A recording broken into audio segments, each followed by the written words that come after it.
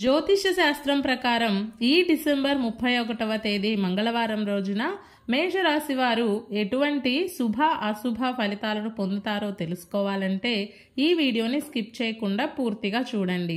అలాగే తప్పకుండా మా ఛానల్ని సబ్స్క్రైబ్ చేసుకోండి. ఈ డిసెంబర్ 31వ తేదీ మంగళవారం రోజు మేషరాశి వారు ఒక అనూహ్యమైన కొత్త మార్పును చూడగలుగుతారు. భవిష్యత్తుకు సంబంధించి ఏవైనా సందేహాలు ఉంటే వాటిపై ఈ రోజున ఒక మంచి క్లారిటీ వస్తుంది.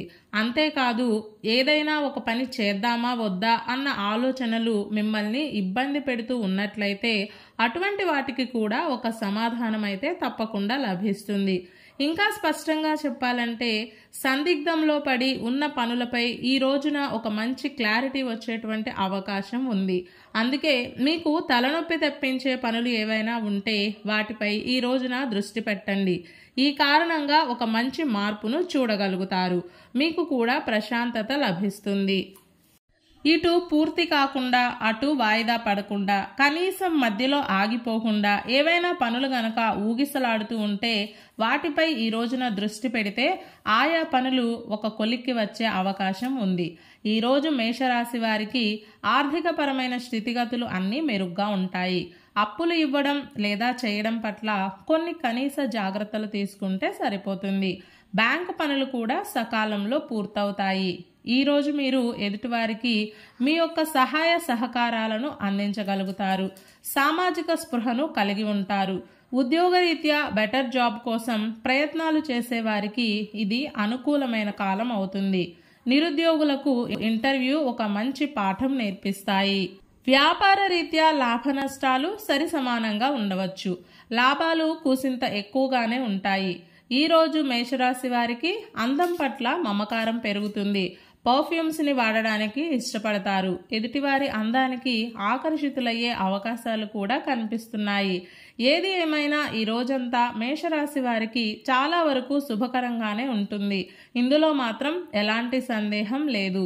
ఈ మంగళవారం రోజు మేషరాశి వారు నలుపు రంగు దుస్తులను ధరించకండి. ఇష్టదైవాన్ని ఎర్రటి పూలతోటి పూజించండి. ఈ మంగళవారం రోజున ఉన్నటువంటి తిథి పాడ్యమి, నక్షత్రం పూర్వాషాఢ నక్షత్రం, రాహుకాలం మధ్యాహ్నం 3 గంటల నుండి 4 గంటల 30 నిమిషాల వరకు, యమగండం ఉదయం 9 గంటల నుండి 10 గంటల 30 నిమిషాల వరకు. అలాగే ఈ రోజు యొక్క శుభ సమయాలు మధ్యాహ్నం 12 గంటల 50 నిమిషాల నుండి 1 గంట 35 నిమిషాల వరకు. ఈ రోజు యొక్క పంచాంగం ప్రకారం రోజువారీ సాధారణ పనులకు మాత్రమే కాలం అనుకూలంగా ఉంది. ఈ రోజంతా శుభప్రదంగా సాగడానికి, అన్ని పనులు సక్రమంగా పూర్తి కావడానికి, అలాగే విజయం పొందడానికి ఉదయం స్నానం ఆచరించిన తరువాత తులసి కోటలో ఉండే మట్టిని ముఖం మీద తిలకంగా ధరించి దినచర్యను ప్రారంభం చేస్తే తప్పకుండా శుభం కలుగుతుంది. ఈ మంగళవారం రోజు నుండి పుష్యమాసం ప్రారంభమవుతుంది. ఈ పుష్యమాసానికి అధిష్టాన దేవతలు లక్ష్మీనారాయణులు కాబట్టి ఈ మాసమంతా మనం లక్ష్మీనారాయణులను పూజించాలి. అలాగే ఈ మాసంలో బంగారం దానంగా ఇవ్వాలి. శక్తి లేని వారు వారికి తోచిన విధంగా ఏదో ఒకటి ఎంతో కొంత దానం ఇవ్వచ్చు. ఈ పుష్యమాసంలో శని ఆరాధన చేస్తే సత్వరమైన ఫలితాలు ఉంటాయి.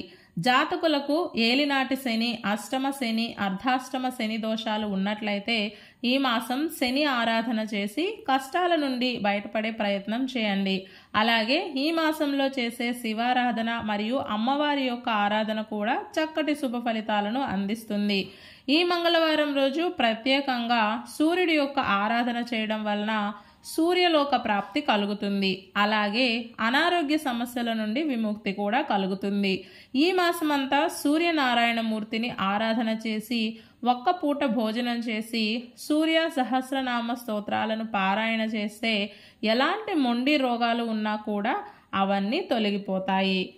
ఈ మంగళవారం రోజు మనమంతా ఓం మహాలక్ష్మియై నమః అనే మంత్రాన్ని పదే పదే జపిస్తూ ఉండాలి. ఇలాంటి సమాచారం ప్రతిరోజు మీకు అందాలంటే వెంటనే మా ఛానల్ని సబ్స్క్రైబ్ చేయండి.